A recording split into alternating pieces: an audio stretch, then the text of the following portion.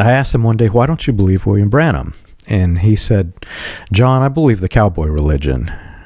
I said, what's that, Marcus? And he said, love God, love your neighbors that aren't trying to kill you, and be kind to animals. And at the time I was thinking, well, he didn't mention William Branham in this. He's going to hell. But the further I distance myself from this cult, the more I realize how much more he understood about life and the Bible than I, as this little message believer, believed. It's literally down to, the way I see it, is this difference. In a non-cult church that believes the gospel, they believe that Jesus is the one who saves you. And they celebrate Christmas because Jesus came to earth, and God sent his only begotten son, right? So they're looking to Jesus to save you. Versus in the cult, they try to put all of these weights on your shoulders of these things that you do to save yourself. In other words, Jesus is powerless to save unless you don't do Christmas, unless you wear these things that make you look like you're Pentecostal in the 50s, or so on and so forth. They add these rules that you're literally trying to save yourselves, which, this is a Christmas episode, Charles. This is why Jesus came. This is why we celebrate the birth of Jesus on Christmas. I'm no preacher, but I can tell you that I would prefer to speak about the things that celebrate Jesus versus the things that are designed to restrain you from celebrating the birth of Christ.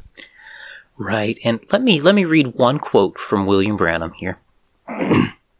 William Branham says here, there is just only about a minute difference in the day when it passes from the 25th of December, the sun god's birthday, not the Son of God, and every one of us play Santa Claus and decorate trees, heathenism, and things like that, and then we call ourselves Christians? What's the matter with the Christian church? William Branham made statements like that where it's very clear he's saying you cannot celebrate Christmas, you cannot have a tree, you cannot have an image of Santa Claus and be a Christian. That is clearly what he's saying right there. That is a gross sin, actually, according to the Bible. What William Branham is doing there is committing the sin that Apostle Paul outlined in Romans 14, also in the book of Colossians. He is sinning against every person in his church and every person that hears that statement. William Branham has sinned against them, right? And this is the thing that we do in the message. We give William Branham an out for everything.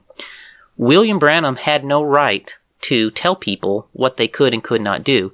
He had to give them the ability to make up the mind themselves, right? And for him to take people who are exercising their convictions and tell them they can't be a Christian because they don't agree with his view on a holy day, is a gross sin, right? And so William Branham don't get a pass for these things, just because of anything that, people come up with to give people passes. William Branham don't give it a pass for this. This is a sinful thing that William Branham was preaching when he told people they could not celebrate Christmas and could not be Christians and celebrate Christmas. This is sinful, that what William Branham preached and did on this topic. And unfortunately, he did that on many, many topics. And it's hard when you're in the message to acknowledge that and realize that and say that out loud. William Branham was preaching sin. William Branham was preaching sin.